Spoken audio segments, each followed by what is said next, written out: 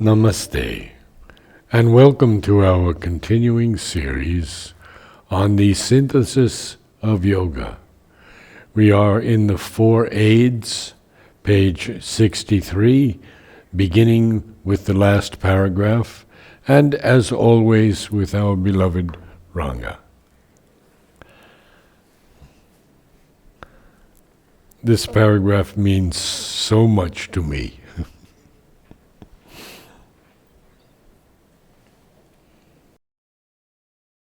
So we are doing the four aids.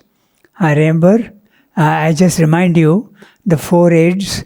The first is the Shastra, the scripture, in whichever way. If you are a Muslim, it's your Quran for you. If you are a Christian, it's a Bible for you.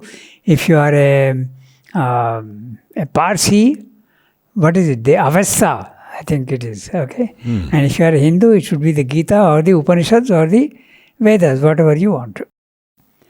Now, the first is the Shastra. The second is your enthusiasm, the Utsaha. How intense is your aspiration? And then he comes to the Guru, okay? The one who has already gone through the path, and he will guide you so that you don't get lost on the way. It's easier, much easier to get lost on the path of yoga than to get lost in a forest. Much easier to get lost, more difficult to cross. So I'll read out the previous para's summary so that we get the sense of continuity. Of course, continuity is not necessary because there are 3 stars and he's starting a new section. But anyway, we'll do that.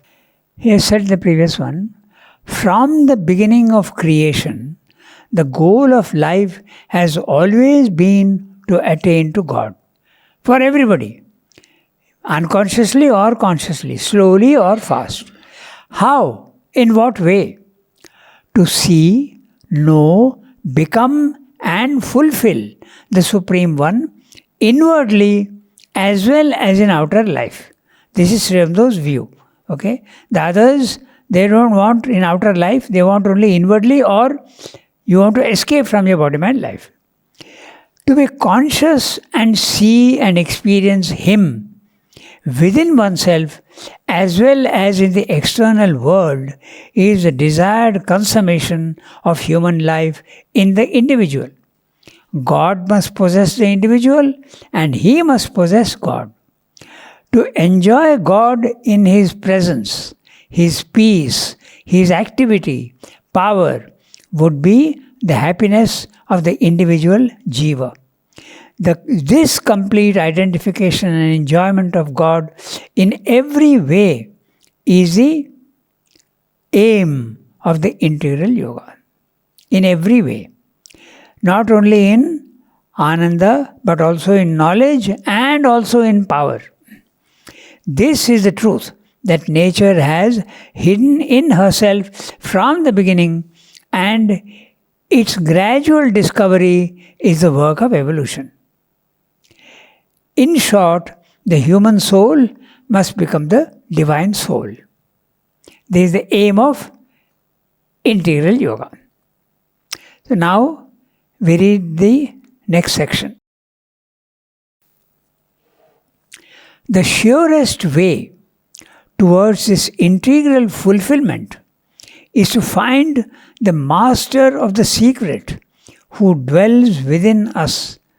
Open ourselves constantly to the divine power, which is also the divine wisdom and love, and trust to it to effect the conversion. But it is difficult for the egoistic consciousness to do this at all in the beginning. And if done at all, it is still difficult to do it perfectly and in every strand of our nature.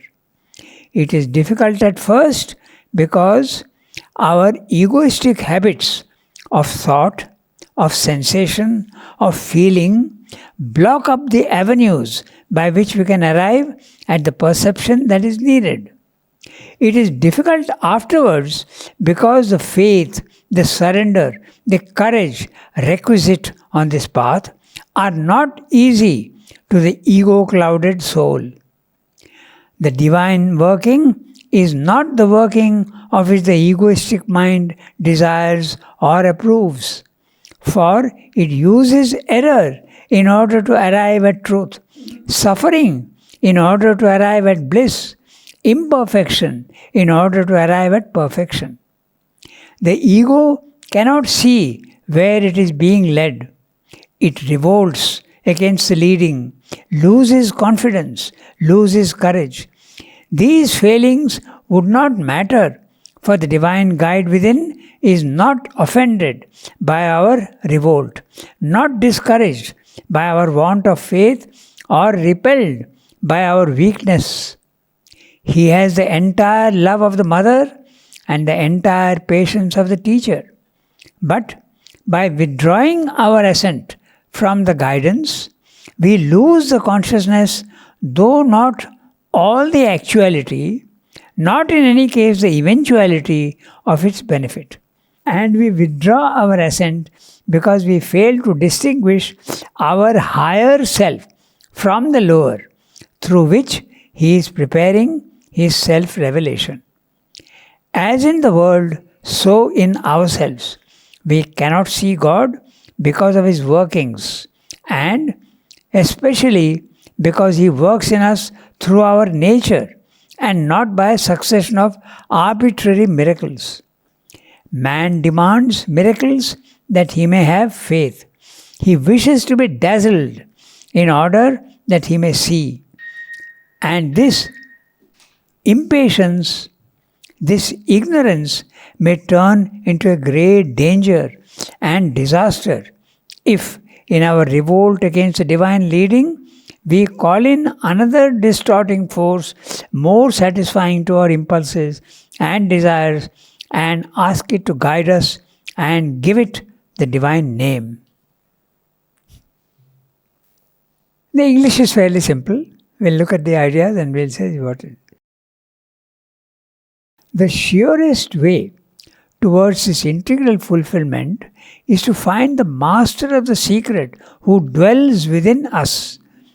Open ourselves constantly to the divine power, which is also the divine wisdom and love, and trust to it to effect the conversion. So, this is the essence of integral yoga. Surrender, first of all, find the Lord within you and surrender to him. Both are difficult. To find the master within yourself is not easy.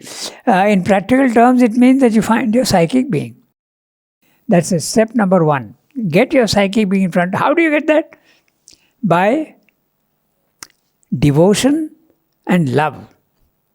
That's the best way. Constant remembrance. That's another very powerful method. Constant remembrance of the divine. At first it may be mechanical and you feel it's only mental, there's no emotion. But the emotion comes afterwards and enriches the effort. But in the beginning it may only be an effort. I am mechanically remembering something. Sometimes the doubts come in. I am remembering. It's like remembering that I have an appointment 5 days hence. Something mechanical. What has it got to do with God? That's what you may feel. But no, that mechanical, because you are connecting with the divine image. But the image will lead you to God himself afterwards. So the value of japa? Yes. Not only japa, I'll tell you something else even. Even if you take a photograph and go on concentrating on it. Well, I tried that and I'll tell you what I felt. I said, I'm concentrating here on this, but this seems to be a purely mechanical action. Why should I concentrate only on the photograph when it's mechanical? Why not I concentrate on the leg of the table? What difference is there? That's a question that arises in the mind. But the thing is, what you are concentrating on is the doorway to what you want, what it represents. So when you are concentrating on a photograph, it may be mechanical in the beginning, but the photograph of the mother is there behind, leading you. Just like your ring, ring you have on your, and mother's symbol is there. It's not mother, but it represents mother. It's a symbol. So through that symbol, you will go to the reality. So in the beginning it may be mechanical, but ultimately it will lead you to what you are seeking for. So many people have told me this. Remembrance is so mechanical. There doesn't seem to be any emotion in it, but it comes later on, slowly. So, how to get that? He's saying very simply, is to find the master of the secret who dwells within us. But how to do that? By love and devotion, and the Gita also is very clear on that. By service to the divine. Okay? And constant remembrance and questioning also. You must go on questioning. Your interest must be kept alive. So, can you give an example of how one questions? What to question? when you look at yourself, okay, you see so many obstacles. Yeah, you see desire, and not easy to get rid of desire. So you ask, what should I do to get rid of my desire? The answer comes according to your nature. So that's the thing. Okay, so it depends on each individual will get a different answer. So these questions can come up, no? So, or I have a choice of two things to do. Whether this is the right thing to do or not, you must always be alert to and ask for help, and you get the help afterwards.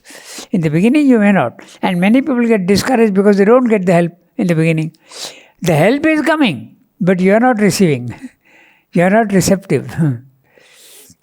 I always go back to that good example of the radio station broadcasting, FM modulated. There it is very, very clear, it comes out. There is no disturbance. But by the time it comes to you, you have to tune yourself into it. If you don't tune yourself, how will you get? So tuning yourself is the receptivity. I remember we had a Gita class, and it was a French lady. She was here in the ashram. She was asking that, yes, I ask for help from the mother, but it never comes.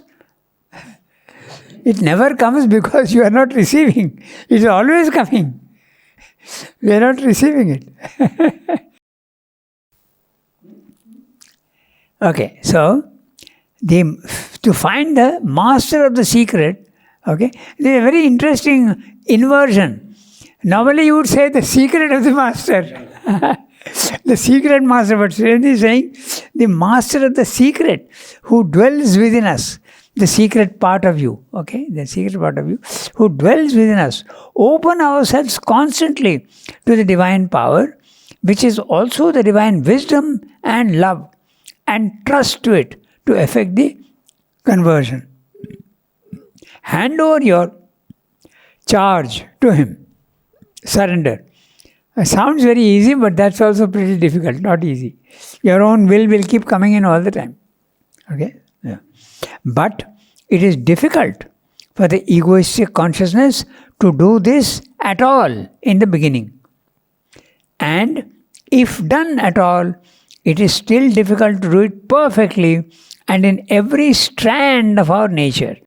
So what does he mean by every strand of our nature? We have basically three strands. We have the physical, we have the vital, and we have the mental. But if you want to go into great detail, then there is the combination of all these things. There is the physical vital, there is a vital, there is a mental vital, there is a vital mind, then there is a pure mind. So there are so many different elements. These are the strands that he's talking about. Okay. Then there is the ego. Ego is a very big strand in the beginning. It's connecting all these. So that's what he's saying, that even if you do it perfectly, the surrender in every part of your being is difficult, not easy. It's a very common experience that you want in the mind something, but your vital is resisting.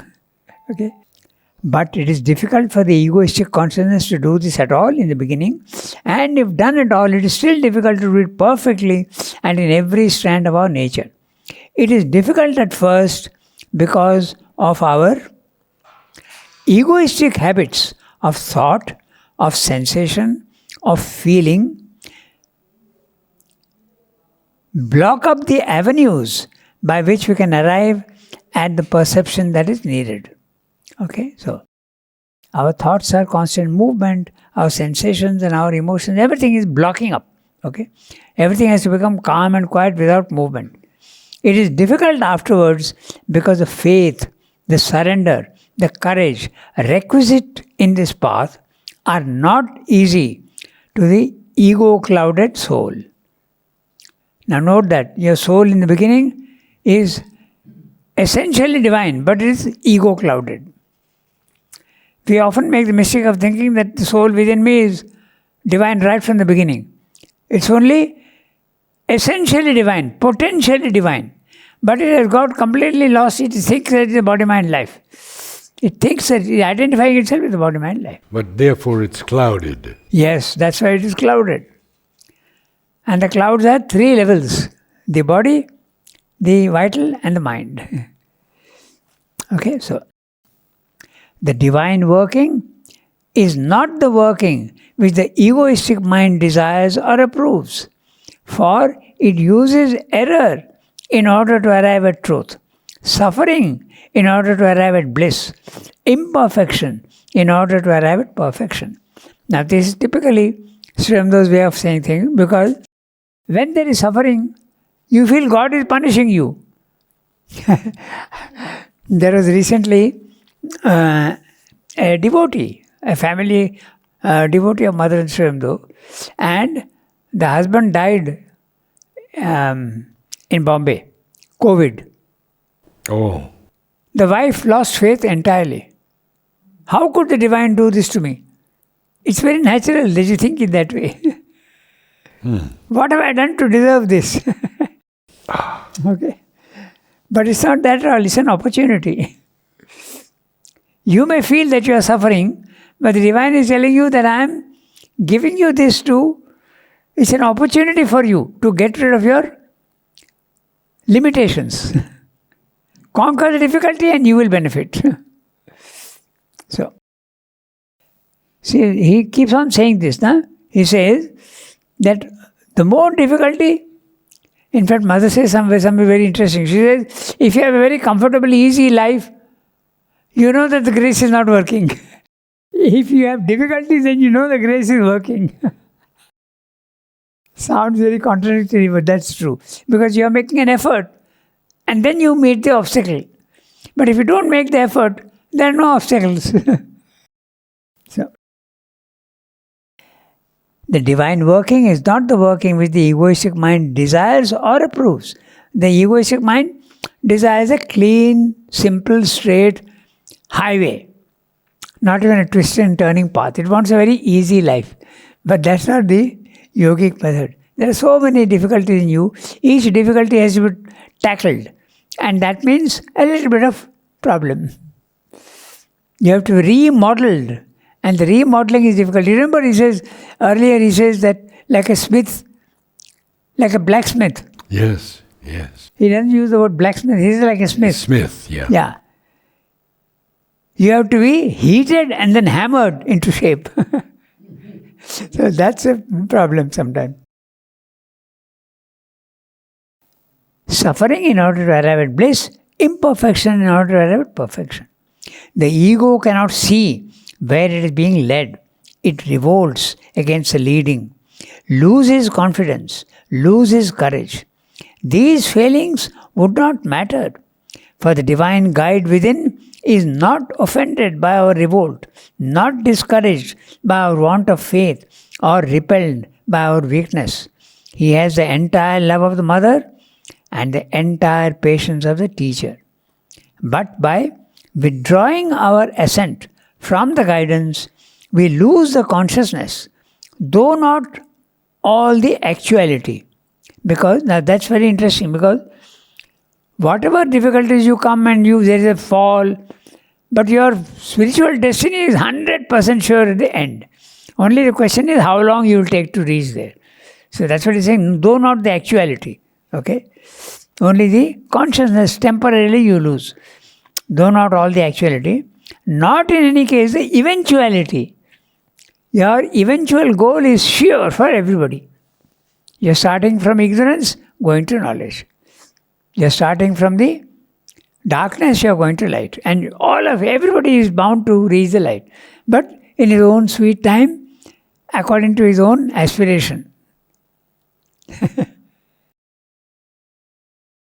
But by withdrawing our asset, we read that. From the guidance, we lose the consciousness, though not all the actuality, not in any case the eventuality. Okay? Or its benefit. And we withdraw our assent because we fail to distinguish our higher self from the lower, through which he is preparing his self-revelation. We don't know that the divine is within us, guiding us. But somehow if you could get a glimpse of that, then you can say that, okay, yes. However unfit I am being guided and I will succeed. But most of the time, even if you are sincere, you look at your body-mind life, you look at the amount of desires you have, you look at your imperfections, and you say, I am not fit for yoga. That's you are identifying yourself with your body-mind life, totally wrong. You have to find your inner soul and identify yourself with that, and know that your body-mind life is only temporarily given to you for one lifetime. That's all. That's a difficult work you have to do. But it's very true that many of us do that. Everybody does that. We identify ourselves with our body-mind life. Yes. It's only when you have a glimpse of the true being in you, and even after the glimpse is not enough, but the faith comes after that, that yes, the imperfections can still be there, but yes, I am being guided. But that faith also disappears. That's what Swami is saying. No? Because you don't know that you are really divine in essence. You don't know your higher self. Okay, so. And we withdraw our assent because we fail to distinguish our higher self from the lower. So which is the higher and which is the lower? The higher self is your Atman, the Jivatman, or your self which is above you and guiding you from there. And your individual self is also the universal self. You realize that it's the same. And there is also the psychic being within you. But the higher self, he is talking of the self which guides you from above but does not come down into body-mind life. You have to go and identify yourself with your self. You can use the word self, you can use the word Brahman, you can use the word central being, also use the word central being. Okay? Atman, that also you can use the word. That condition is referred to by the Buddhists as the nirvana. Because it is, and what is the self? It's a consciousness in which you feel yourself to be free from body-mind life. You are not trapped in the body-mind life. You realize that you are pure, you are infinite, you have always existed, and you will always exist. In other words, you realize your immortality, and you realize that that's your true being. The body-mind life is not your true being. And it is featureless and immutable. It is static. There's no movement. That's a Purusha. That's a Purusha. You see all the movement below you, and you know that that's the house in which you were living. But now you are up here. Okay? So, once you know your higher self, or you know your psychic being, you are sure that you are being guided.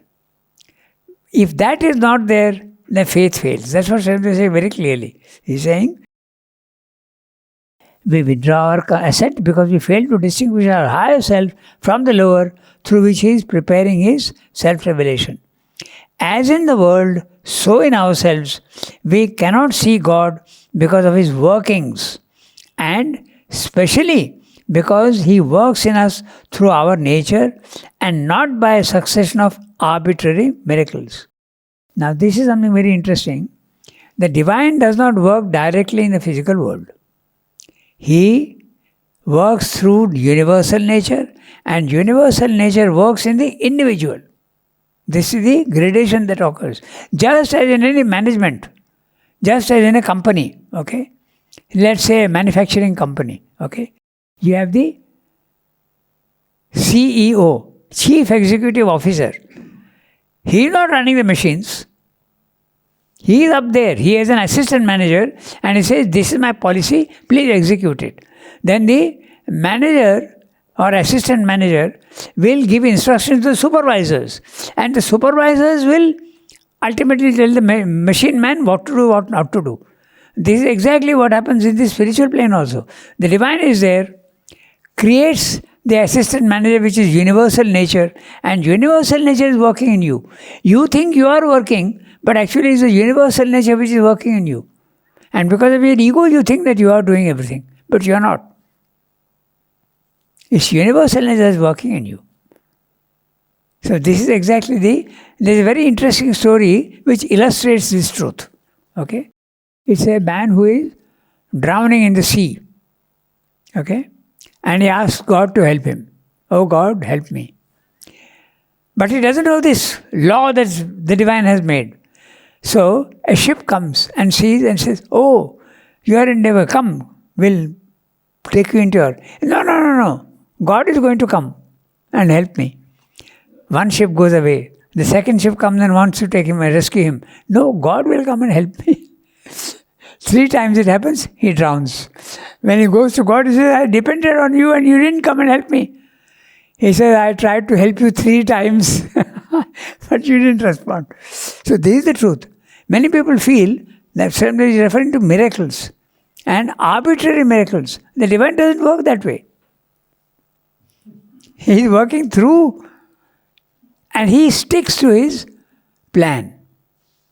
Only sometimes there is a direct intervention without this gradation. When there is an intense stress, then he can directly intervene. But the condition must be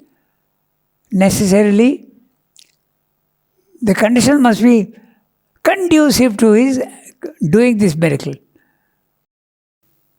For instance, Sri Ramdas was quite ready. And in Baroda, when he had that accident, there were no cars in those days. There used to be horse carriages. So he's going. Suddenly the chance of an accident came up. And he felt the Godhead coming out from within him and controlling the whole thing. He has a sonnet on that. Okay? And he felt that is coming. So a direct intervention of the divine. You could see the divine coming and doing that. So that's very rare. Or the case of Ramakrishna, where he is going to cut off his own head. Then the Divine Mother appears to him. So this is very rare. It doesn't happen like that. What about those who create miracles or are miracles? They are not miracles. That's the whole thing. That's the key. Because the conditions are ready. There are some very interesting movies, Hollywood movies. I have got the thing. In one, there is a child, a young child. She's a 9-year-old child. And the parents take her to the doctors, and the doctors say that there is an obstruction in her intestines. We can do nothing about it. They go everywhere. They go here. They go to the best doctors, and they all say that we can't do anything about it. Okay? Then they resign themselves to her fate that she's going to die. One day they go back to their own home. It was somewhere else. They went to Boston. With some very good hospitals are there, specialists were there, but they said we can't do anything. It's very difficult to do. Then one day she climbed a tree. Okay, this is an actual event. They say it's a true story. She climbed a tree and from there she fell down. And when she fell down, she had the experience of the divine saving her. She's a 9-year-old child. Okay, and she tells her mother, and she gets cured. She can't eat because the intestines are blocked, so she can't eat. But suddenly she starts eating normally, and the stomach, which is bloated, goes down, and the parents are surprised. What has happened? How is it? What has happened to you? Then she says that I don't say these things because nobody will believe me.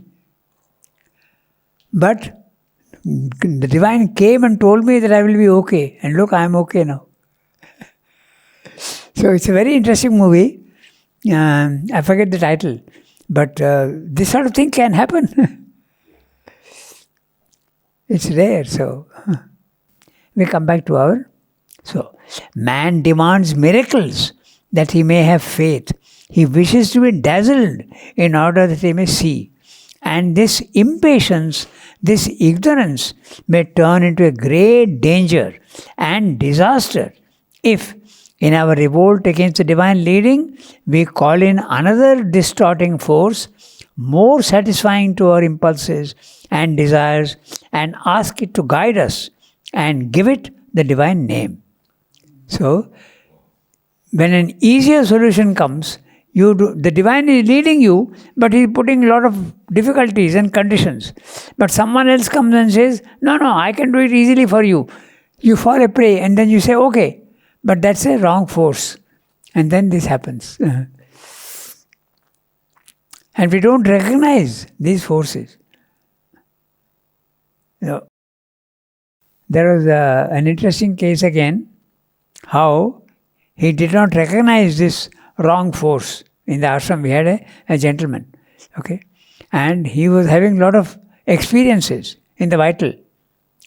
But when he told mother about them, mother stopped them. And he used to complain. Mother has stopped all my experiences. But the reason was that when you are going inwards, you have to cross your subtle physical, you have to cross your vital, and you have to cross finally to the mental inner mind, and then you have to go to your psychic being. So the vital is an area of great danger, and you can get lost. There are several words that Srimda uses for this passage. The intermediate zone, he calls it. Or he sometimes also uses the word elsewhere, the valley of the false glimmer. The valley of the false glimmer. So you can get stuck there. And this man, that is what had happened to him. He was getting brilliant experiences, but he is going to be led astray. So mother saved him, but he is complaining. So that's what Swami is saying. Great danger can be there. But mother was there and she saved him. But others, they may be absolutely dazzled by those experiences and you will be led astray. But while it is difficult for man to believe in something unseen within himself, it is easy for him to believe in something which he can image as extraneous to himself, outwardly in the physical world.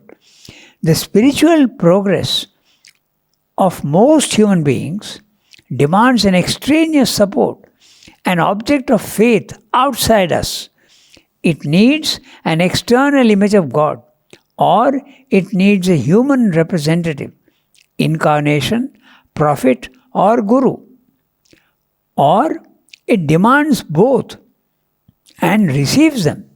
For according to the need of the human soul, the divine manifests himself as deity, as human divine, or in simple humanity, using that thick disguise which so successfully conceals the Godhead for a means of transmission of his guidance. So, a very small para in which saying the divine helps you according to your nature. And it depends on you. It could be an incarnation. The incarnation is the avatar. The divine comes down and incarnates himself in a human body. So that could be the avatar. Or it could be the prophet. In Islam they say that you can never become the divine, or the divine can never come down, but you can be a messenger of God. You can be a prophet. The word prophet is used for in the Quran. No? They say that Allah, no, Muhammad. Muhammad was a prophet of Allah. So somebody uses the word. Or Guru. The Guru can be a human being. So he is further explaining. Okay.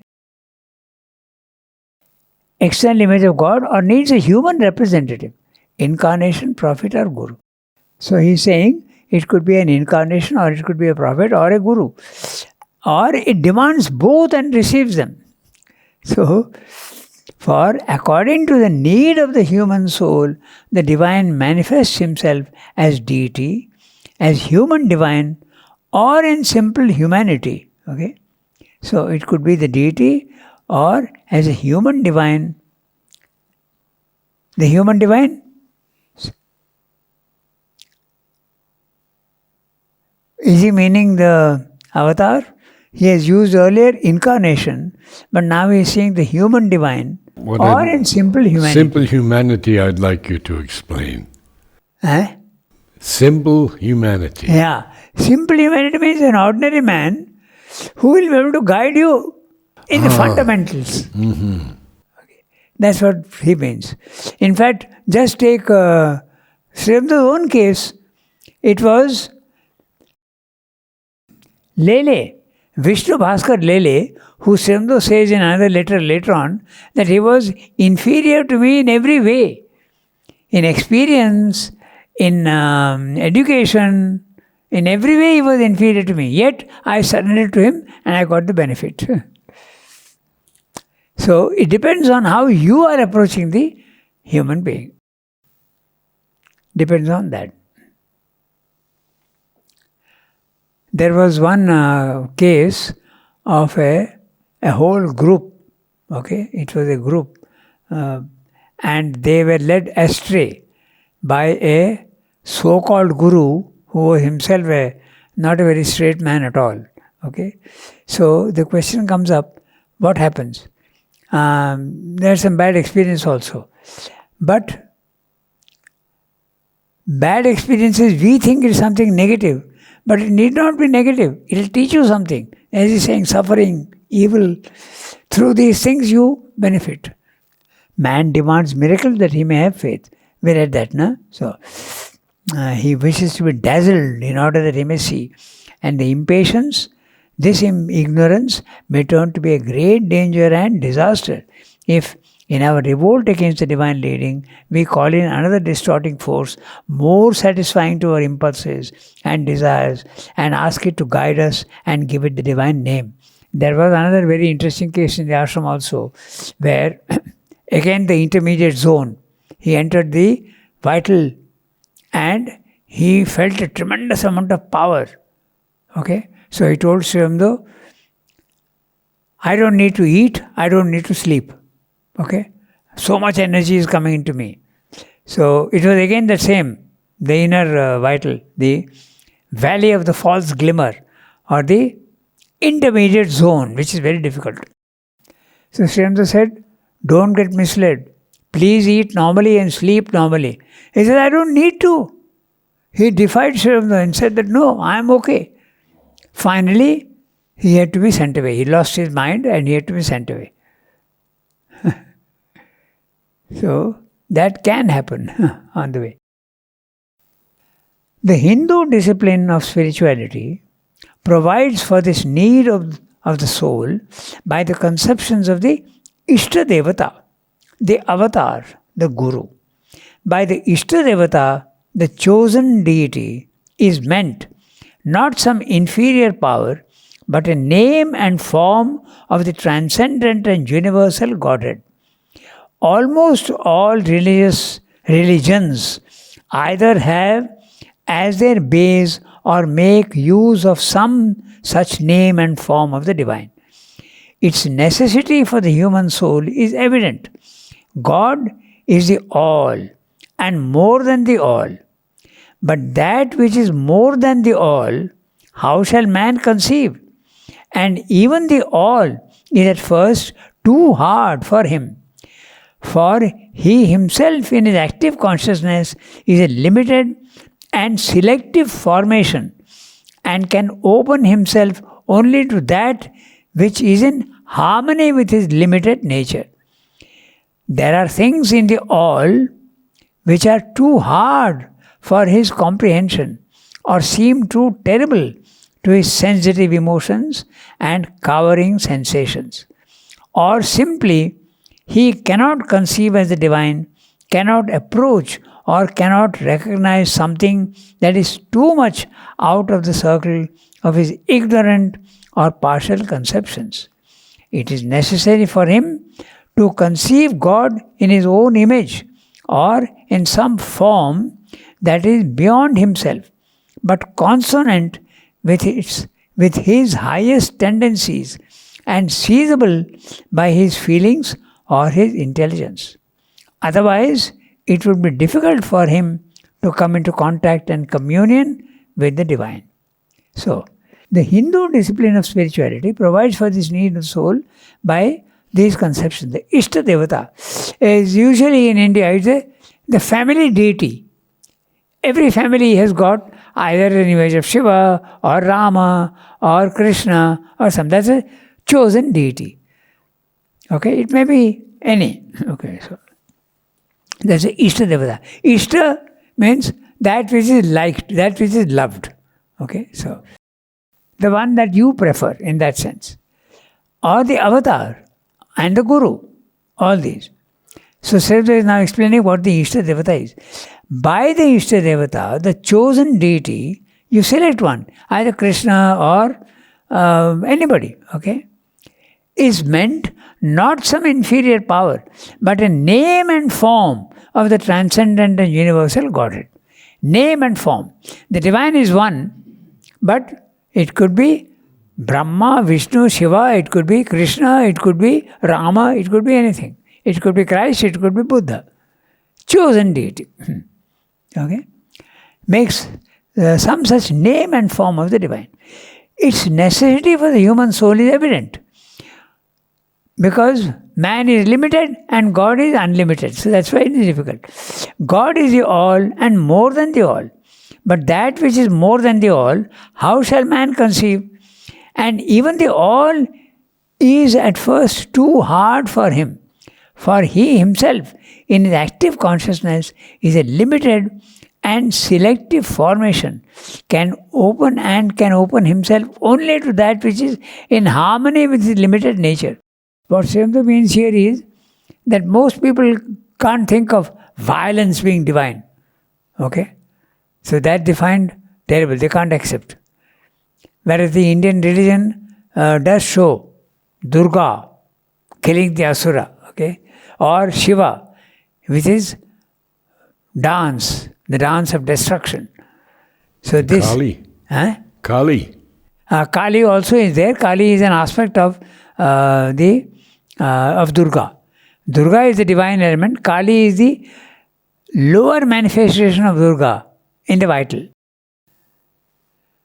Kali usually shown as dark, black and with a tongue, red tongue protruding and a garland of skulls.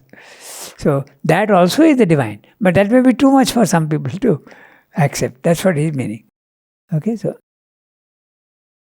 there are things in the all which are too hard for his comprehension or seem too terrible to his sensitive emotions and cowering sensations. Look at the word cowering. Yeah. You are afraid. You start withdrawing yourself from something which you find difficult to understand. Okay. Or simply, he cannot conceive as the divine, cannot approach or cannot recognize something that is too much out of the circle of his ignorant and partial conceptions. It is necessary for him to conceive God in his own image. This is what is called anthropomorphism. You think of God as in the same image. Whatever you are, you attribute those qualities to the divine. There is the Jewish conception and also the Christian conception. God can punish you at the end. He can either reward you or punish you. So that's a human trait. God never punishes. But we think of him as capable of punishment. So